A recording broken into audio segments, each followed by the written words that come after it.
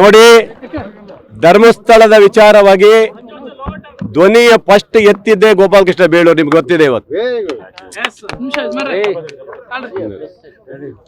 ಆ ನಂತರ ಇವತ್ತು ನಾನು ಹೇಳಿದ್ದೆ, ಯಾವ ದುಷ್ಟಶಕ್ತಿಗಳು ಯಾವ ವ್ಯಕ್ತಿಗಳು ಅನಾಮಿಕರಿದ್ದಾರೆ, ಧರ್ಮಸ್ಥಳದ ಬಗ್ಗೆ ಪಿತೂರಿ ಮಾಡ್ತಾ ಇದ್ದಾರೆ, ಧರ್ಮಸ್ಥಳವನ್ನು ಹಾಳು ಮಾಡ್ಬೇಕಂತ ಏನು ಹೊರಟಿದ್ರು ಅದಕ್ಕೆ ಕಡಿವಾಣ ಹಾಕಬೇಕಂತ ಹೇಳಿದವನೇ ನಾನು. ಯಾಕಂದರೆ ಶಾಸಕ ಸಭೆಯಲ್ಲೇ ಮಾತಾಡಿದ್ರೆ ಡಿ ಕೆ ಸಾಹೇಬರು ಅದ್ರ ಬಗ್ಗೆ ಹೇಳಿದ್ದಾರೆ.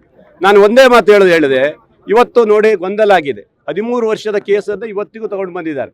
ಆ ಸಾವು ಯಾರು ನಮ್ಮ ಸೌಜನ್ಯ ಸಾವು, ಅಲ್ಲೊಂದಿಷ್ಟು ಜನ ಹೋರಾಟಗಾರರು, ಇನ್ನಷ್ಟು ಸೋಷಿಯಲ್ ಮೀಡಿಯಾದವರು ಸ್ವಲ್ಪ ಗೊಂದಲಗಳನ್ನು ಮಾಡಿದ್ದಾರೆ. ಇವತ್ತು SIT ಕೊಟ್ಟದ್ದು ಭಾರಿ ಒಳ್ಳೆಯದಾಗಿದೆ. ಇವತ್ತು ಧರ್ಮಸ್ಥಳಕ್ಕೆ ಕ್ಲೀನ್ ಶೀಟ್ ಸಿಗುತ್ತೆ ಇವತ್ತು. ಯಾಕಂದರೆ ಅವನೇನು ತಪ್ಪು, ಅವ್ರದ್ದೇನು ತಪ್ಪಿಲ್ಲ, ಇವನು ಯಾರೋ ಬಂದು ಸೇರ್ಕೊಂಡು ಇಲ್ಲಿ ಏನೋ ಮಾಡಿ ಕಿತಪತಿ ಮಾಡಿದ್ದಾರೆ. ಇವತ್ತು ಒಂದು ಒಳ್ಳೆ ವರದಿ ಕೊಡ್ಬೋದು ಸರ್ಕಾರ ಅಲ್ವಾ, ಅದನ್ನು ಯೋಚನೆ ಮಾಡಬೇಕಾಗಿದೆ. ಧರ್ಮಸ್ಥಳದ ಬಗ್ಗೆ ಇವರಿಗೆ ಇವಾಗ ಇಲ್ಲದ ಚಿಂತನೆ BJPಯವರು ಸಡನ್ಲಿ ಈಗ ಬಂದುಬಿಟ್ಟಿದೆ ಅವರಿಗೆ. ಯಾಕಂದರೆ ಹಿಂದುತ್ವ ಧರ್ಮಸ್ಥಳದ ಹಿಡ್ಕೊಂಡು ಹೋದರೆ ಒಂದಿಷ್ಟು ಓಟ್ ಬರ್ಬೋದು ನೆಕ್ಸ್ಟ್ ಇದಕ್ಕೆ ಅನ್ನೋ ಚಿಂತನೆ ಮಾಡಿದ್ದಾರೆ. ಇವೆಲ್ಲ ಬಿಡಬೇಕ್ರಿ ನೀವು. ಹರೀಶ್ ಇವನಿಗೆ ಕೊಲೆ ಆಯ್ತಲ್ಲ, ಯಾರು ಶಿವಮೊಗ್ಗ ಯಾರು ಹರ್ಷ ಪ್ರವೀಣ್ ಹತ್ಯೆ ಎಲ್ಲ ಕೇಸ್ಗಳನ್ನು ಹಿಡ್ಕೊಂಡು ರಾಜ್ಯದಲ್ಲಿ ಭಾಳ ಬಿಂಬಲಿಸ್ಕಿ ಬಂದಿರಲ್ಲ. ಎಲ್ಲಿ ಬಂದಿರಿ ನೀವು? 66 ಸೀಟಿ ಬಂದಿದ್ರೆ ಇವ್ಯಾವುದೂ ನಡೆಯೋದಲ್ಲ. ಧರ್ಮಸ್ಥಳ ಇಡೀ ನಮ್ಮ ರಾಜ್ಯದ ಜನರ ಆಸ್ತಿ, ಅದು ಇಡೀ ರಾಜ್ಯದ ಜನರ ಆಸ್ತಿ. ಅದು ಹಿಂದಿಂದಲೂ ನಡ್ಕೊಂಡು ಬಂದಿದ್ದಾರೆ. ನಾವು ಯಾವ ಕಾರಣಕ್ಕೂ ಧರ್ಮ ಬಿಟ್ಟು ಹೋಗುವಂಥ ಪ್ರಶ್ನೆ ಇಲ್ಲ, ಧರ್ಮಕ್ಕೆ ಹೆಚ್ಚು ಒತ್ತು ಕೊಡುವಂಥದ್ದು. ಇವತ್ತು SITಗೆ ಹಿಂದೆ ಅವರ ಕುಟುಂಬ ಒಪ್ಕೊಂಡಿದೆ, ಮುಖ್ಯಮಂತ್ರಿಯವ್ರಿಗೆ ಹೇಳಿದಾಗ ಒಪ್ಕೊಂಡಿದ್ದಾರೆ, ವೀರೇಂದ್ರ ಹೆಗಡೆಯವರು ಒಪ್ಕೊಂಡಿದ್ದಾರೆ, ಅವರು ತಮ್ಮ ಬಂದು CM ಅವರಿಗೆ ಅಭಿನಂದನೆ ಹೇಳೋಗಿದ್ದಾರೆ, ನಮ್ಮ ಕಷ್ಟವನ್ನು ಪರಿಹರಿಸಿ ಅಂತ ಹೇಳಿದ್ದಾರೆ. ಎಲ್ಲವನ್ನೂ ಮಾಡಿ ಅನಾಮಿಕ ಏನು ನಾನು ತಂದಿವ? ಅನಾಮಿಕ ನಾವು ತಂದಿದ್ದಲ್ಲ, ಇದನ್ನು ಕೋರ್ಟ್ ಮೂಲಕ ಅನಾಮಿಕ 106 ಶವಗಳನ್ನು ಹೂತಿದ್ದೇನೆ ಅಂತೇಳಿ ಕೋರ್ಟಿನ ಆದೇಶ ತಗೊಂಡ್ಬಂದು ಕೋರ್ಟ್ ಆದೇಶ ಮಾಡಿರೋದು.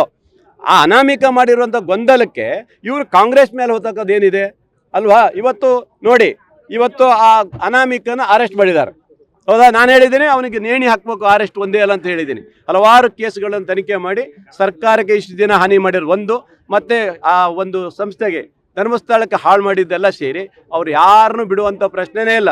ಅವ್ರು ಎಲ್ಲರಿಗೂ ಬುದ್ಧಿ ಕಲಿಸುವಂಥ ಕೆಲಸವನ್ನು ಸರ್ಕಾರ, ಮಾನ್ಯ ಮುಖ್ಯಮಂತ್ರಿಗಳು, ನಮ್ಮ ಹೋಮ್ ಮಿನಿಸ್ಟ್ರು ಮಾಡ್ತಾರೆ. ಹಾಗಾಗಿ ಗೊಂದಲವನ್ನು ಇವರು ಬಿಡಬೇಕು. ನಾವು ಈ ಧರ್ಮಸ್ಥಳಕ್ಕೆ ನಾವು ಹೋಗಲ್ಲ, ವರ್ಷಕ್ಕೆ 2 ಸರಿ ನಾವು ಧರ್ಮಸ್ಥಳಕ್ಕೆ ಹೋಗ್ತೀವಿ. ಆರ್ಗ ಜ್ಞಾನೇಂದ್ರ ಹೇಳ್ತಿದ್ರು ಅವರು ಭಾಳ ನಿನ್ನೆ ಮಾತು, ಏನೋ ಇವರು ಒಬ್ಬರೇ ಪಾಪ ಧರ್ಮಸ್ಥಳಕ್ಕೆ ಹೋಗೋರು, ಇಲ್ಲಿದ್ದವ್ರು ಯಾರು ಧರ್ಮಸ್ಥಳಕ್ಕೆ ಹೋಗೋದೇ ಇಲ್ಲ ಏನೋ ಅಲ್ವಾ? ಎಲ್ಲರೂ ಧರ್ಮಸ್ಥಳಕ್ಕೆ ಹೋಗೋದ್ರಿಂದ ಆ ಪವಿತ್ರವಾದ ಸ್ಥಳಕ್ಕೆ ಯಾವುದೇ ಕೆಟ್ಟ ಹೆಸರು ಬರಬಾರ್ದು ರೀತಿಯಲ್ಲಿ ಮಾಡಿದೆ. ಅದೆಲ್ಲ ಬೂಟಾಟಿಗೆ ಯಾಕೆ ಎನ್ಐ ಕೊಡಬೇಕು? ಎನ್ಐ ಕೊಡೋದು ಏನು ಮಾಡಿದ್ದಾರೆ? ಅಲ್ಲೇನು ಬೇರೆ ಕೃತ್ಯ ಮಾಡಿದಾರಾ? ಸೋಷಿಯಲ್ ಮೀಡಿಯಾದಲ್ಲಿ ಹಿಂದೂ ಇರ್ತಾನೆ, ಕ್ರಿಶ್ಚಿಯನ್ ಇರ್ತಾನೆ, ಮುಸ್ಲಿಮು ಇರ್ತಾನೆ. ಅಂದರೆ